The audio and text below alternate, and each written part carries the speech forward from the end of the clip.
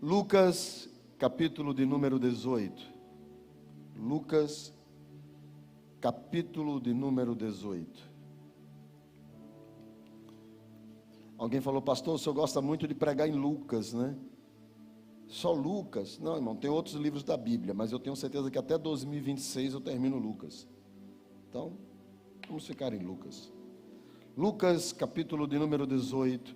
Os que trouxeram a Bíblia, abram na Bíblia de papel. Os que trouxeram o celular, a Bíblia no celular, em modo avião, sem que o WhatsApp entre, conecte, usando aí o seu sabre de luz, em Lucas 18, verso 1.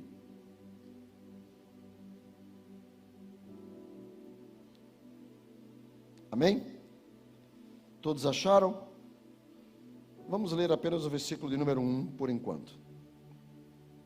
Diz assim, todo mundo com a Bíblia na mão, né? Canaã, hashtag Bíblia na veia. Você viu que até as crianças daqui é Bíblia na veia. A menina, nossa conferência vai ser em Jonas. Eu falei, Senhor, ela não pode falar baleia. Aí ela falou, e o grande peixe? Eu falei, até as crianças é Bíblia na veia. Então vamos embora.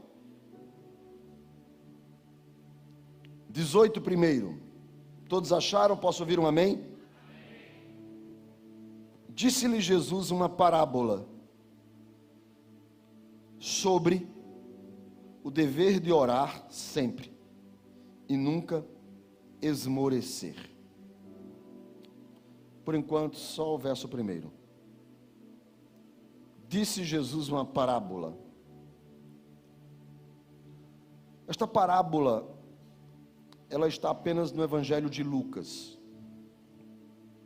Não está nos demais evangelhos de Mateus, nem de Marcos e nem de João. Parábola é uma palavra que foi transliterada. O que talvez, para muita gente, não sabe, mas existem palavras na Bíblia que foram traduzidas. Disse-lhe Jesus, disse, a palavra que foi traduzida. Mas na hora que ele foi falar a parábola, ele não colocou comparação, que seria talvez o mais apropriado para traduzir. Comparação. Ou assemelhar-se-á. O que é transliteração? É uma maneira em que as pessoas vão escrever como se pronuncia. Então, ao invés de ele traduzir, ele escreve a pronúncia. E parábola, assim como apóstolo e tantas outras palavras na Bíblia, elas são escritas como se pronuncia e não a tradução literal. A tradução seria comparar, seria se colocar como, e tantas outras que poderia ser traduzida. Então Jesus vai contar uma história onde ele quer que você se compare, se coloque, se identifique com aquela história. E essa história, ela não é literal, ela não é ipsilítere, conforme está escrito mesmo, aconteceu. Não é uma história que aconteceu. Não é uma fábula. Não tem animais falando.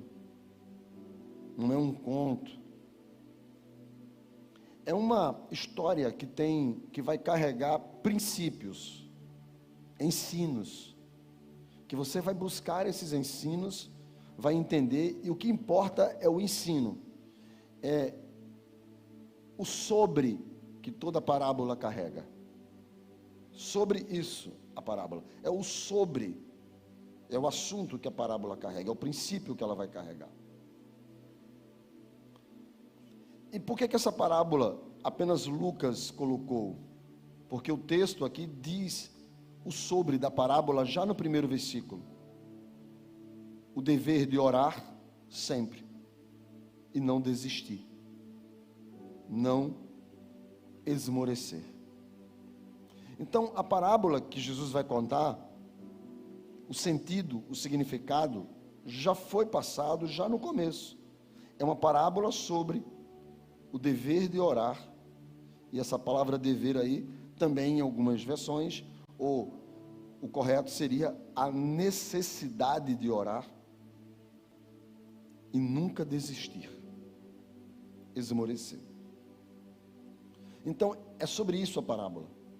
A parábola é sobre não desistir, não olhar para trás, não recuar, não desanimar, não esmorecer, não pendurar as chuteiras, entregar os pontos, sobre dizer,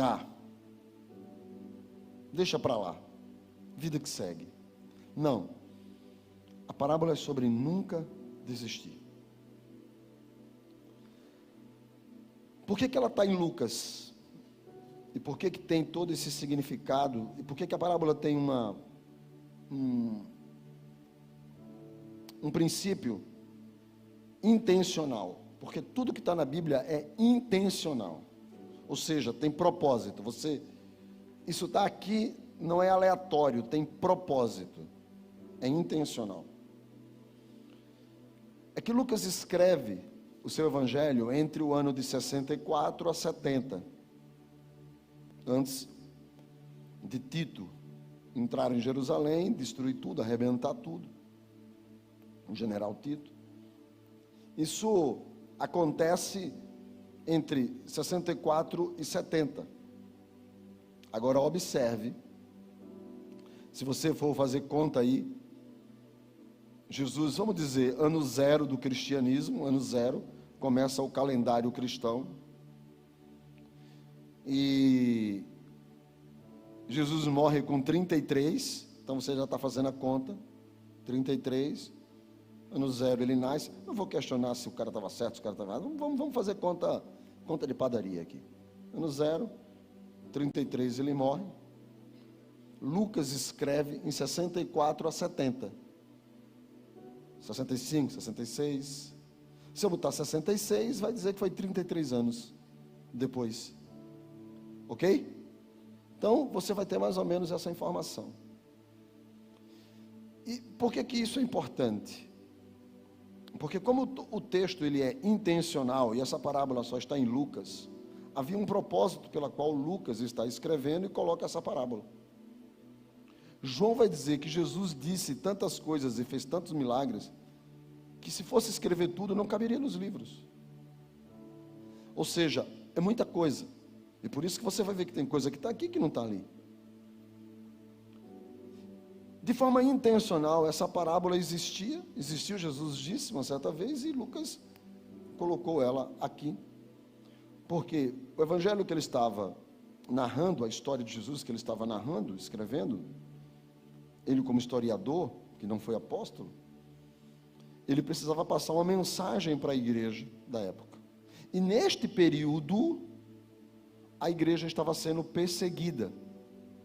Lembra que o apóstolo Paulo está indo com cartas a Damasco para entrar na casa das pessoas, tirar elas de lá e levá-las? A igreja estava sendo perseguida. E perseguida, inclusive, pela religião judaica. A igreja estava sendo perseguida por Roma, por os demais lugares onde a igreja se estabelecia. Era como que uma seita, que eles inclusive se reuniam para comer carne e beber sangue, que era a ideia do pão, e isso soava meio estranho. Então ela era uma igreja perseguida. E por ser uma igreja perseguida, muita gente começou a desistir da fé. Por isso que você vai ver muitos textos, as pessoas desistindo da fé. Paulo chega a dizer que essas pessoas nunca foram crentes, tão revoltado que ele estava. Alguns textos vai dizer que é como se alguém fosse, ao invés de se batizar, tomar um banho. Porque havia um sentimento de revolta por aqueles que estavam doando as suas vidas diante daqueles que estavam desistindo de continuar firme na fé. E é dentro desse contexto de desistir da fé que Lucas escreve o Evangelho de Lucas e coloca a parábola conhecida como juiz iníquo, por causa do verso de número 6, que diz juiz iníquo. Pois bem, vamos agora ler todo o texto. Disse-lhe Jesus uma parábola sobre o dever de orar e sempre e nunca esmorecer. Até o verso de número 8. 2. Havia em uma certa cidade um juiz que não temia Deus, nem respeitava homem algum.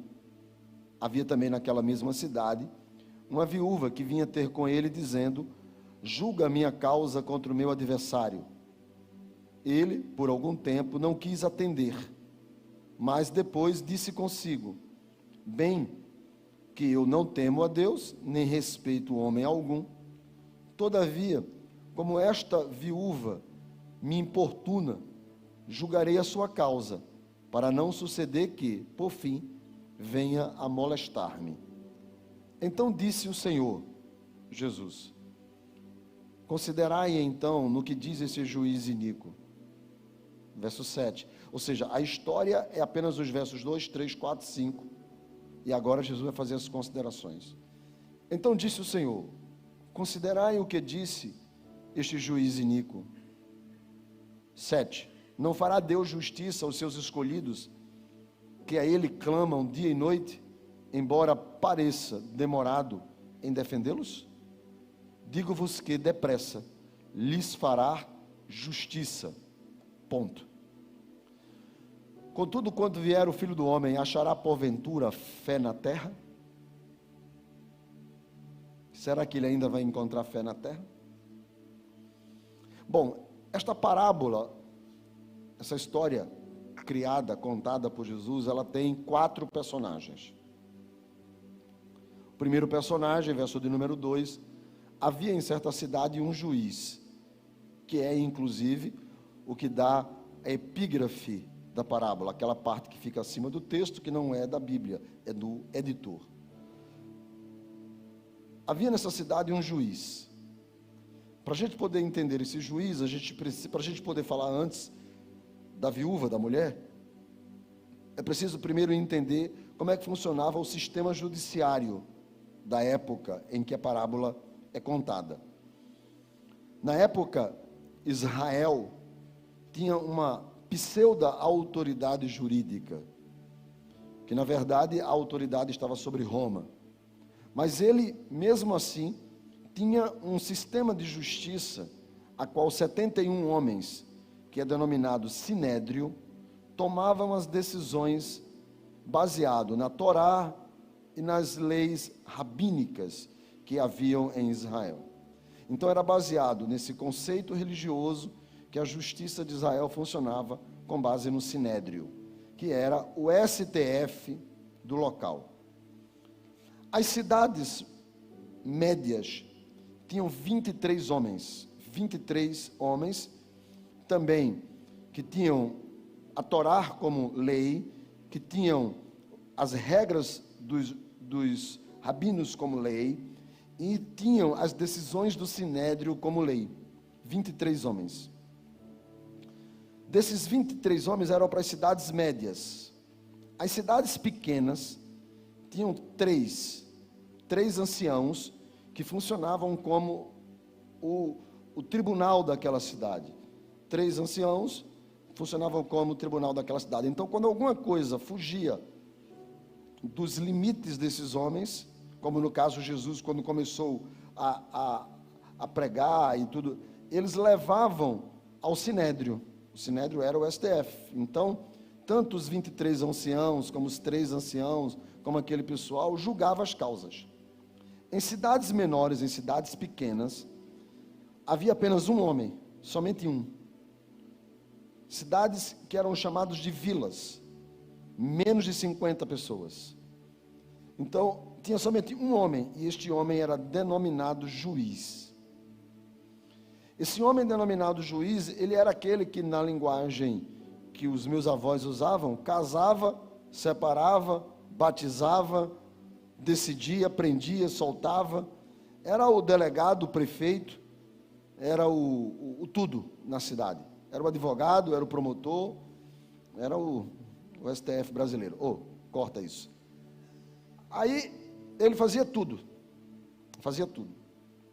Esse homem era denominado juiz. Em uma outra passagem, você lembra que um jovem veio até Jesus para que Jesus resolvesse o problema dele e do irmão sobre uma herança, e Jesus disse para ele: quem me colocou juiz entre vós? Então, essa pessoa era a pessoa que tomava todas as decisões, e o que o juiz decidisse, estava decidido. O texto do verso 2 diz que havia naquela cidade um juiz. Ok, a cidade tinha, a vila tinha, mas diz como que era esse juiz. Diz que esse juiz não temia a Deus e nem respeitava os homens, ou seja, homem algum. O que é que Jesus está querendo dizer? Jesus está querendo dizer que esse juiz não estava debaixo da autoridade da Torá e não estava debaixo da autoridade de Roma. Ele não legislava segundo as leis civis e nem legislava segundo as leis religiosas. Ele não tinha nada que o prendesse, ou seja, era uma pessoa que não tinha valores éticos, que não tinha valores morais, que não tinha princípios, e os seus parâmetros de julgamento não estavam baseados nem na lei dos homens e nem na lei de Deus. Então, a primeira coisa que você vai encontrar nessa parábola é que tem alguém que decide de forma aleatória, de forma louca, de forma que você não sabe qual vai ser o resultado da decisão dele, porque ele não tem normas que vão dizer qual vai ser ou qual seria a jurisprudência daquela situação. Aquele homem não tem nenhum limite em suas decisões. Ele decide sem ser pelo o certo do que seriam os princípios, que vai falar de temor a Deus, e nem os princípios legais, que seria de Roma. Por exemplo, Jesus é julgado de madrugada de forma errada, e Jesus então, ele é sentenciado pelo Sinédrio, pelo conselho dos sacerdotes, fariseus, etc. e tal, mas eles não decidem sobre a morte, porque a vida e a morte estavam no poder do império, e por isso que eles levam para Pilatos. E Pilatos diz: tu não sabes que eu posso, sobre a minha autoridade, você pode viver ou pode morrer?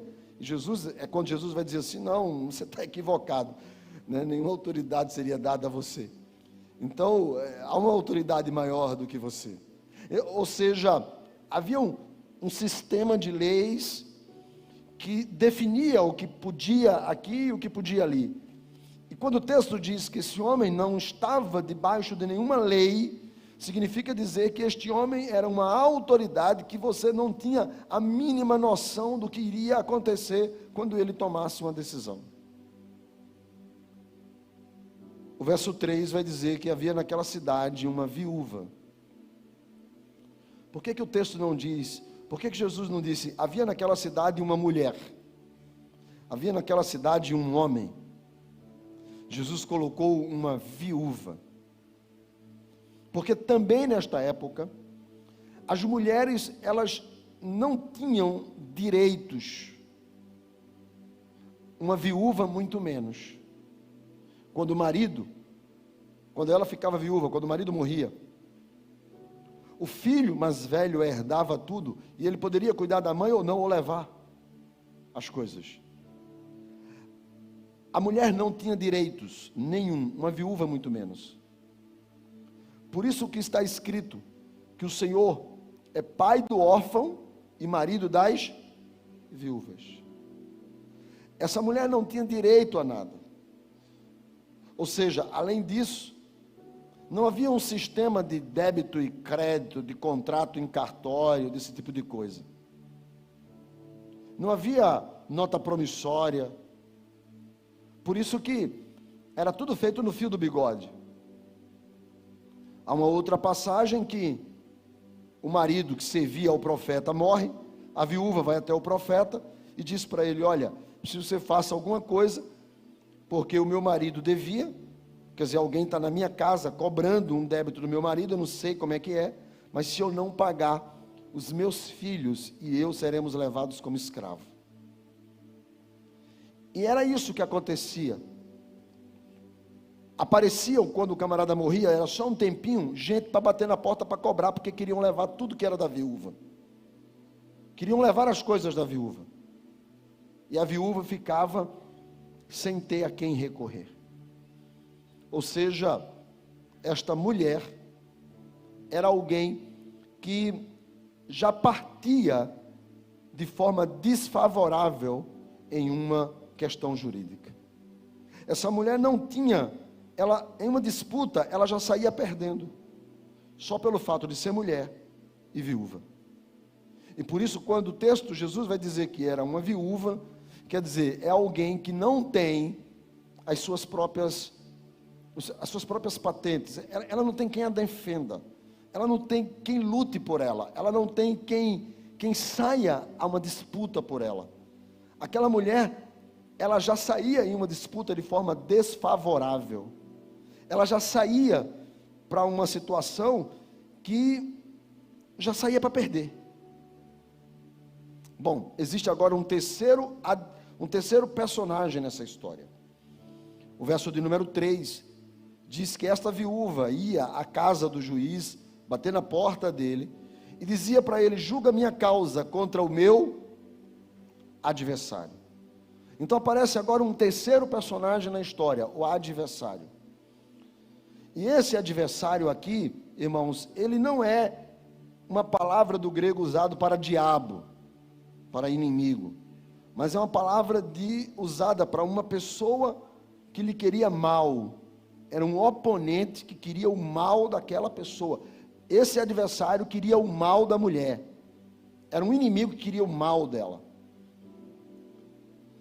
E assim como a intenção é falar para aqueles que estão deixando a fé, Jesus coloca que há um adversário querendo o seu mal, querendo ver o seu fim, querendo tirar tudo que você tem, querendo ver você na miséria. Tem gente que surge na história só para ver a desgraça do outro. E ela está lá. A mulher, o juiz e o adversário. Mas aí existe aqui agora o quarto personagem. Onde está esse quarto personagem? Irmãos, esse quarto personagem é os moradores da cidade. É a plateia. Por isso que o texto diz: havia na cidade um juiz, havia na cidade uma viúva. Ou seja, e se havia um juiz e era uma vila com menos de 50 pessoas, era um lugar onde todo mundo se conhecia. Porque 50 pessoas, todo mundo se conhece. Então, neste lugar, desta cidade, todo mundo que estava ali sabia quem era aquela mulher. Ela não precisava ser alguém importante, mas todo mundo sabia que era uma viúva, batendo na porta de um juiz. Ela já sai em uma condição de perca, por ser viúva. Ela já não tem a probabilidade de dar certo, por causa do juiz. E tem um monte de gente olhando para ver onde isso vai terminar.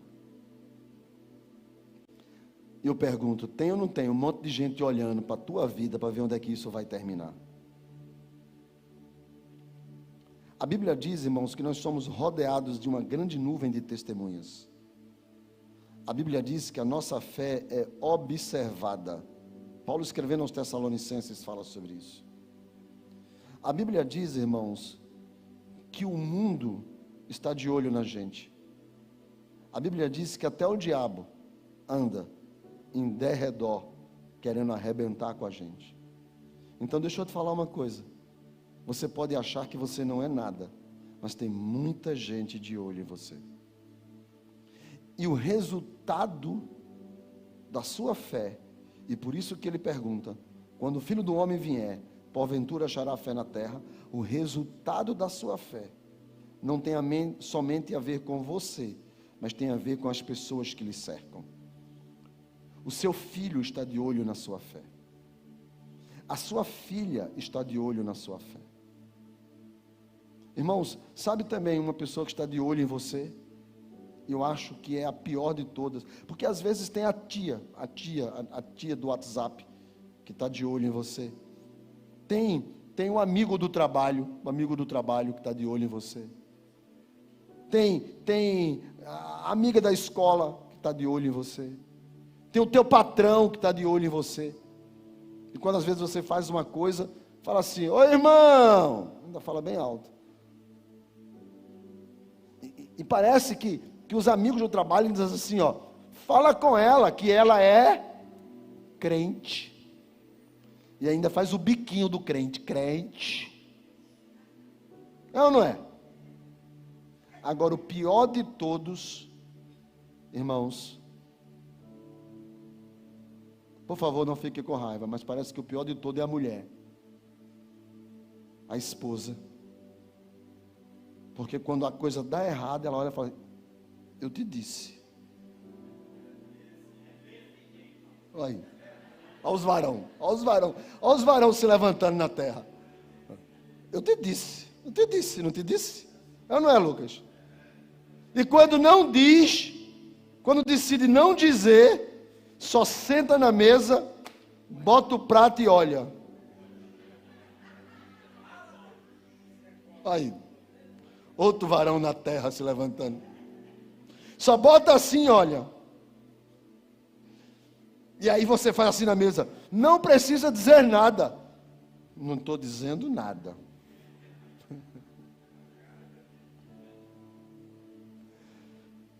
A mulher estava cercada com gente esperando as atitudes dela. Então a gente vai olhar as atitudes dela. Primeira atitude dessa mulher: ela procurou o juiz.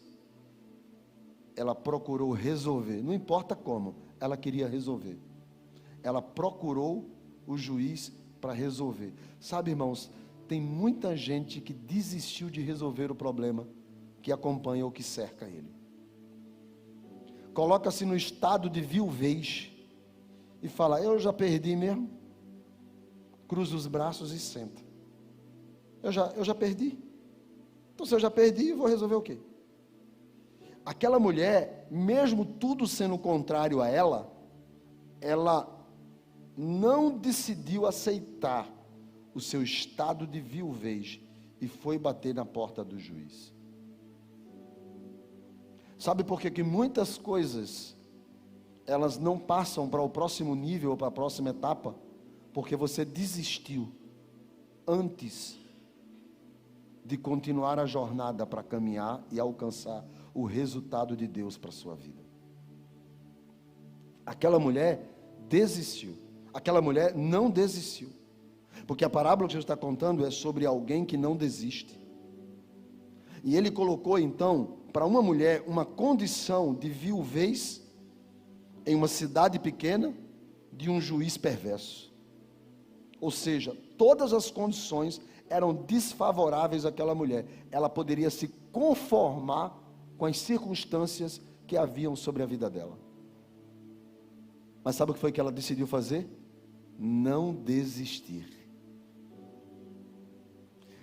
O não ela já tinha. O errado já estava feito. O adversário já estava na porta. O juiz era iníquo.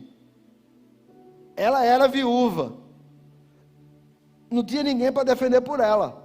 Em uma cidade pequena, normalmente é um bando de fofoqueiro olhando a vida dela. Ou seja, todas as circunstâncias dela eram desfavoráveis. Mas ela não.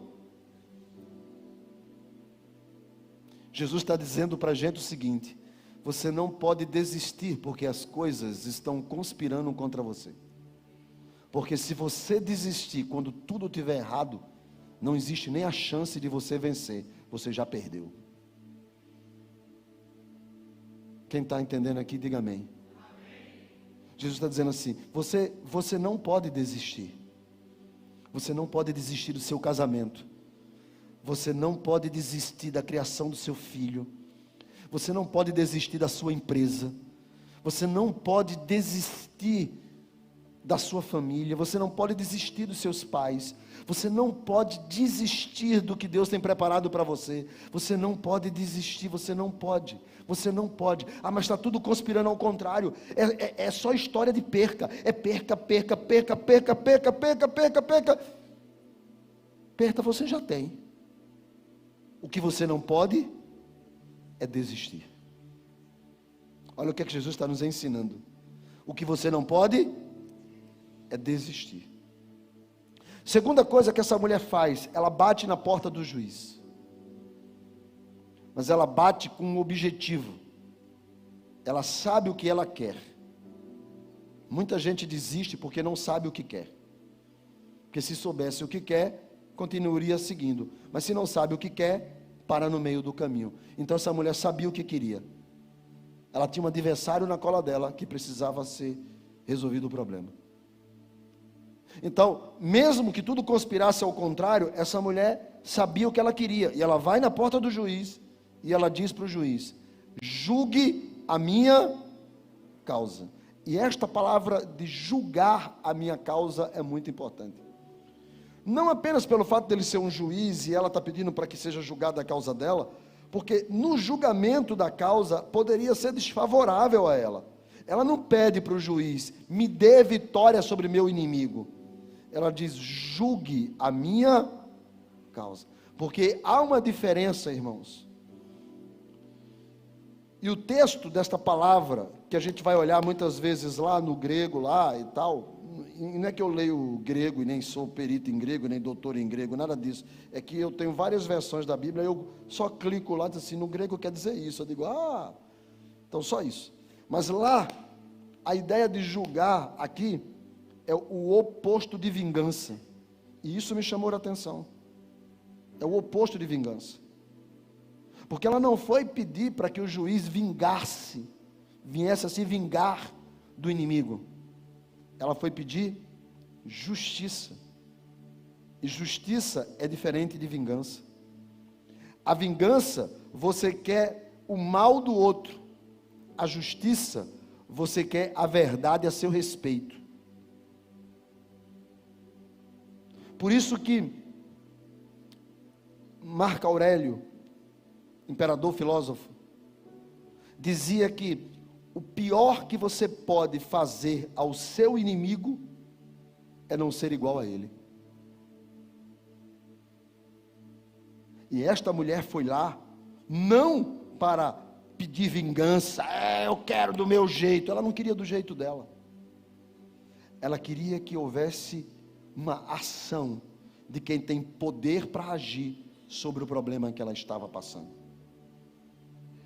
Jesus está nos ensinando que existe uma instância superior que ainda julga as causas.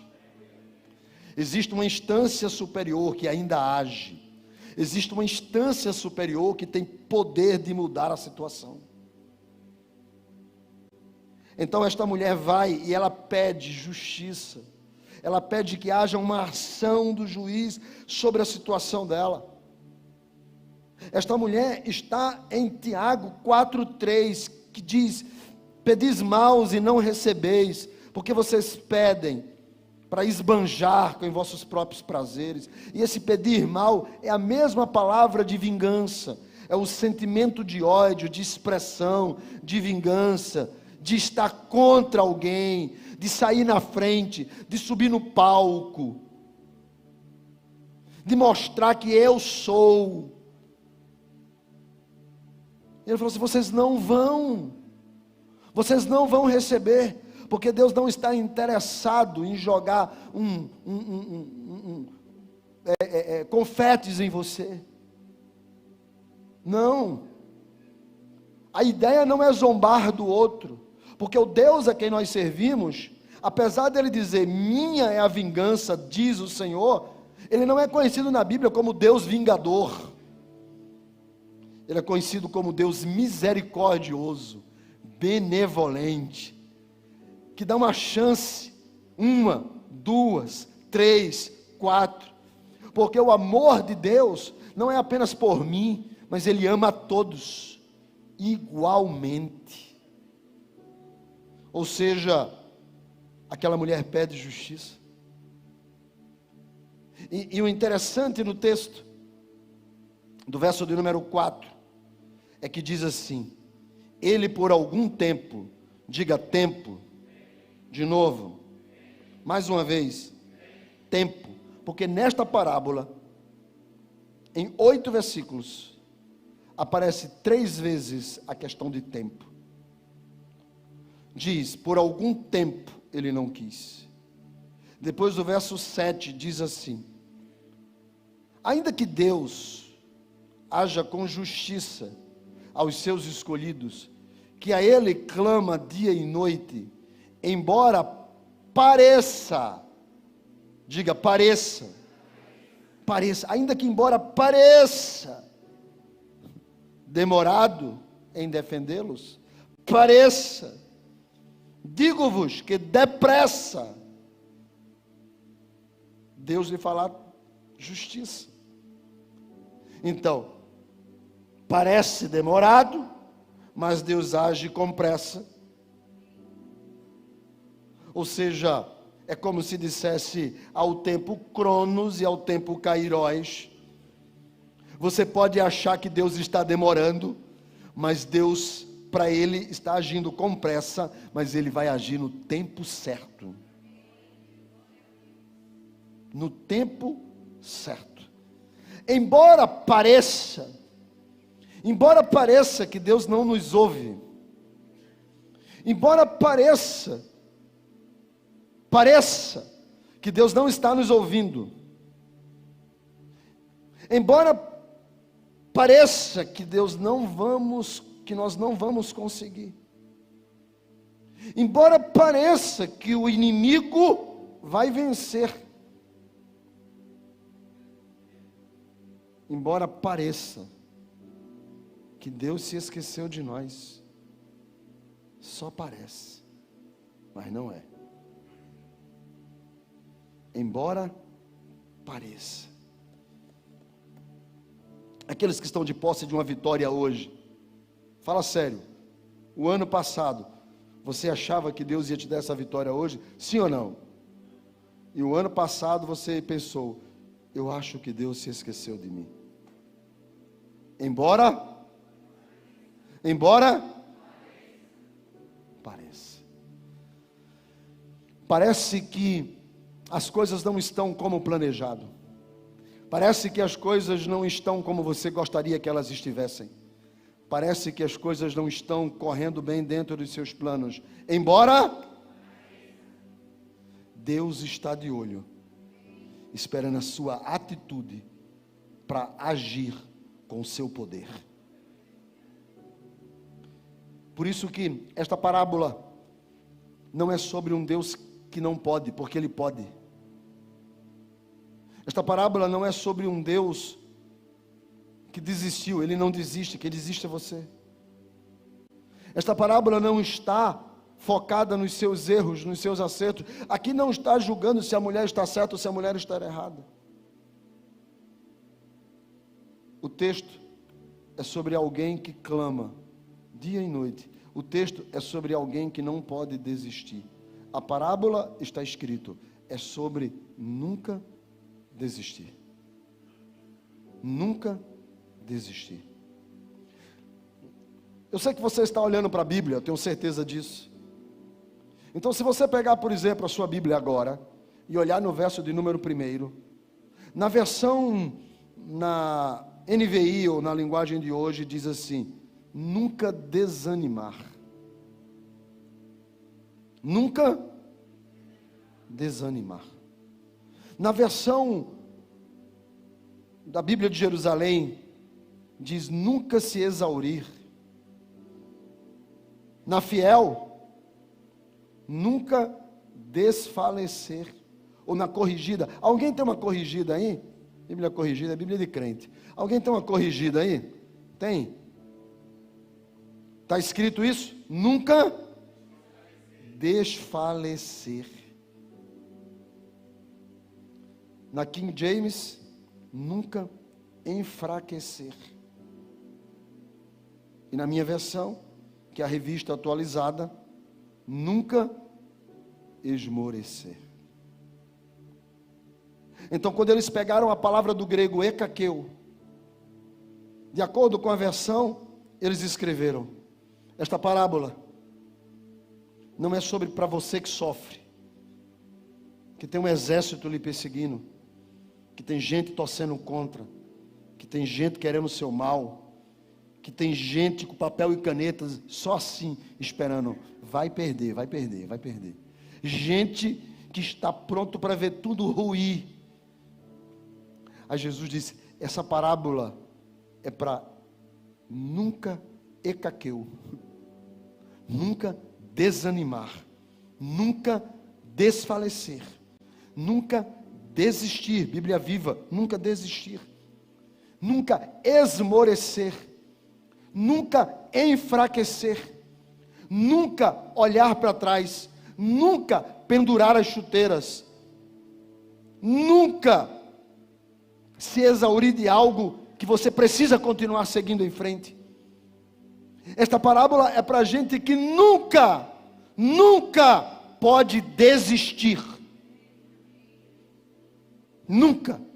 Não assuma o seu estado de viuvez, porque existe uma instância superior que pode mudar a sua história.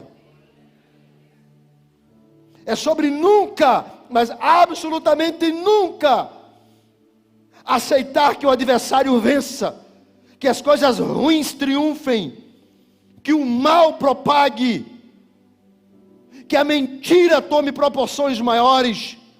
É sobre nunca desistir. Davi sentou-se no trono porque não desistiu.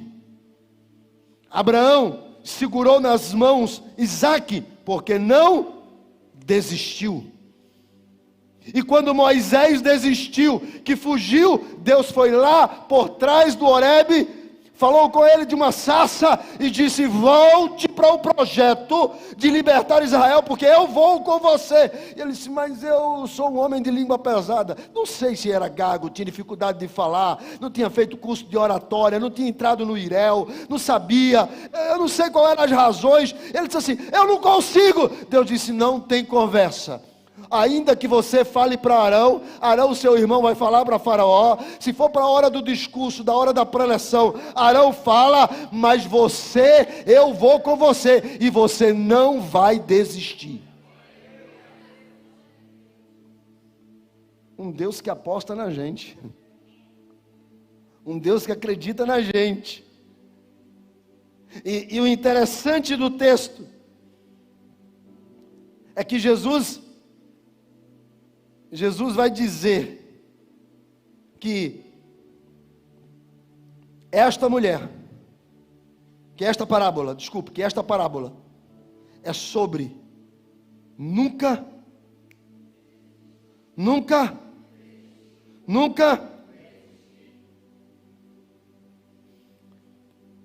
Só que tem uma coisa interessante, é porque mesmo assim tem gente que desiste.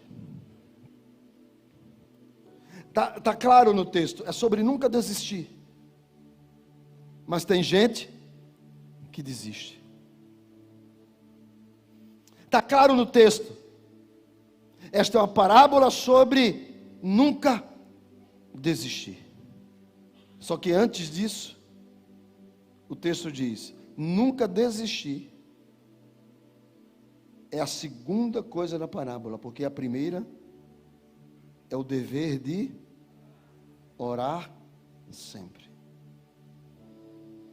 E o dever ali, tanto em algumas versões como deveria ser de fato melhor colocado, é sobre a necessidade de orar sempre. A igreja está sendo perseguida, as pessoas estão sendo mortas, arrancadas da sua casa, e muitos estão desistindo. E por que as pessoas desistem? Quer que eu lhe diga? não é apenas porque falta a elas a postura de não ser viúva, de aceitar o que está errado e acomodar-se. As pessoas desistem porque o Deus que nunca perdeu uma batalha, elas deixaram Ele. As pessoas desistem porque falta nelas a presença. Moisés havia desistido, está lá no Horebe. Então Deus disse para ele: eu vou contigo, eu vou contigo, eu vou contigo. Davi, quando foge, as coisas estão erradas, e numa cidade chamada Ziclag, os amalequitas vêm e destroem tudo. Davi, em Ziclag, os seus amigos, os seus valentes querem matá-lo, porque perderam as mulheres e os filhos. Davi não sabe o que fazer. A Bíblia diz que Davi consulta ao Senhor e diz para o Senhor: Senhor, me diz uma coisa, o que farei? É para eu ir perseguir os amalequitas? E o Senhor diz: vai. E ele diz: terei vitória? E Deus diz: tem. Davi diz: o Senhor vai comigo? E ele diz: vou. Israel está lá embaixo pecando. Moisés está aqui em cima no monte falando com Deus. Deus diz assim: olha, tá bom, acabou a nossa reunião, desce agora, porque o povo lá embaixo caiu na bagaceira. E olha, eu vou dizer uma coisa para você, pode ter certeza. O que é? Desce, vai lá, porque eu vou matar todo mundo. Moisés disse: não faz isso, vamos falar do Senhor. Então desce, descerei, mas se o Senhor for comigo. Por isso que o texto não é sobre apenas desistir, mas é caminhar com Jesus. É aí onde entra a palavra necessidade de orar sempre. Porque se falta Jesus, as nossas forças acabam. Se falta Jesus, as nossas forças reduzem. E por isso que o texto você vai ver que diz que a mulher estava na porta do juiz. E olhe bem, preste atenção aqui. Versículo de número 4. Por algum tempo ele não quis atender. Olha o texto, ele não quis atender. Versículo de número 5 diz: esta viúva importuna. Ele diz assim: eu vou atendê-lo, eu vou atender esta viúva, porque esta viúva me importuna. E a palavra importuna é fora da oportunidade, sem o momento da oportunidade. Então havia a hora oportuna, que era a hora de ir falar com o juiz. Tinha hora para ir falar com ele, era a hora oportuna. Mas neste caso, esta mulher, ela não queria saber sobre isso. Esta mulher estava na porta do juiz, ao ponto que a ideia de uma pessoa que não tem noção da oportunidade é uma louca. Então o juiz disse: esta mulher que vem aqui em todos os dias, todos os horários, ela não tem noção de como é que as coisas funcionam. Ela não sabe que tem horário para eu atender as demandas, mas ela não quer saber. Eu estou almoçando e esta mulher está na porta. Resolve a minha causa. Eu estou jantando e esta mulher está na porta. Resolve a minha causa. E eu vou na hora de dormir, troco de roupa, e perto da meia-noite, quando eu vou me deitar, tem uma mulher lá fora. Resolve a minha causa. Esta mulher é uma mulher que ela não tem noção, ela é louca, ela perdeu a noção das coisas, ela perdeu o sentido das coisas, e antes que ela venha me molestar, e a ideia de molestar é fazer mal, antes que esta louca venha me fazer mal, eu vou resolver o problema dela. E Jesus vai dizer no verso de número 7, é exatamente isso. Deus tem pessoas escolhidas, Deus tem gente que Ele conhece, e essas pessoas são loucas, elas clamam ao Senhor dia e noite, ela sabe que Deus pode fazer, então ela bate na porta: Senhor, faz, Senhor, faz, Senhor, me socorre, Senhor, venha cá, Senhor, me atende. Sabe por que talvez você está desistindo?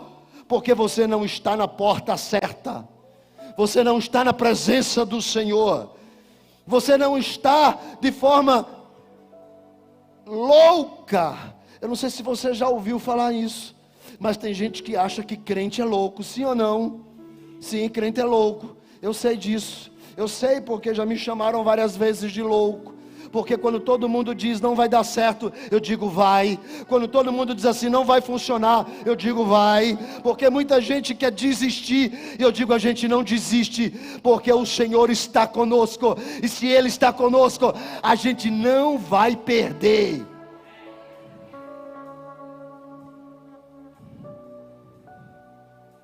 E o juiz disse assim, ela não tem noção como é que as coisas funcionam.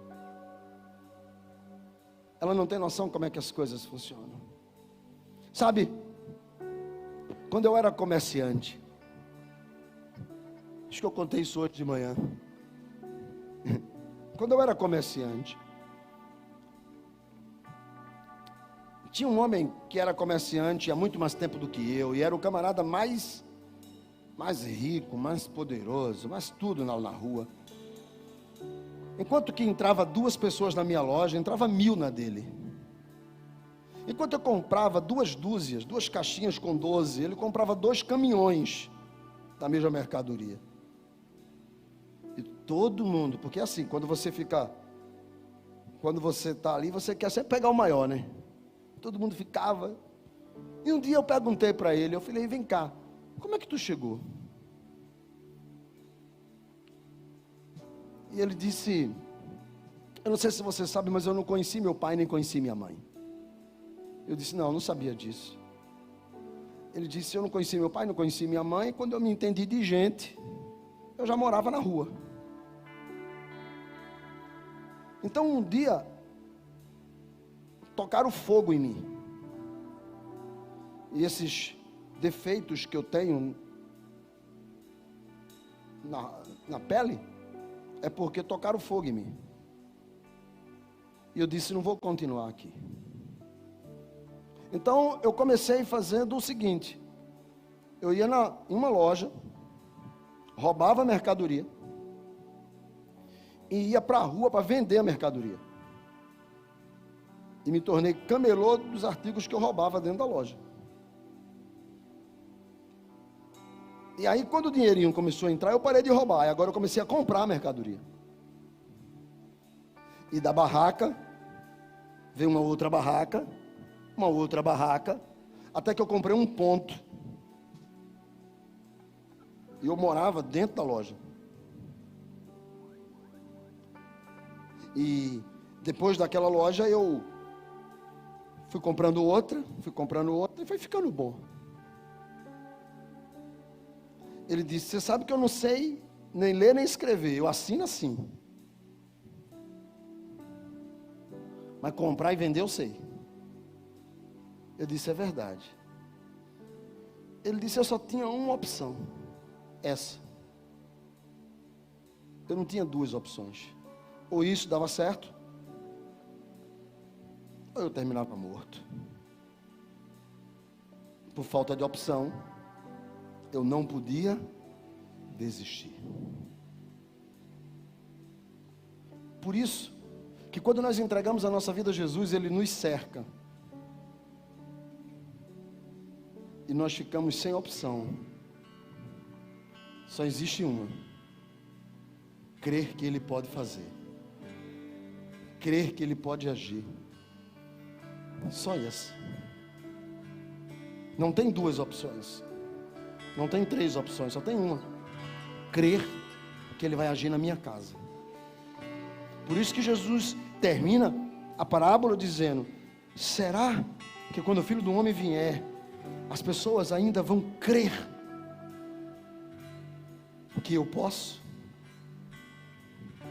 Será que elas ainda vão crer que eu tenho poder? Olha só, eu tenho poder para mudar o homem, eu tenho poder para mudar a mulher, eu tenho poder para salvar, eu tenho poder para restaurar, eu tenho poder para curar, eu tenho poder para libertar, eu tenho poder para gerar, eu tenho poder para multiplicar, eu tenho poder para agir, eu tenho poder. Será que as pessoas ainda vão crer que existe uma instância superior, mas que você tem que estar batendo na porta? Será que você ainda pode crer nisso? Crer que o Deus a quem você serve, Ele é vitorioso. O Deus a quem você serve não tem registro de história de fracasso. O Deus a quem você serve não desiste de você, não desiste de mim, não desiste de nós. E Ele está nos ensinando: não desista.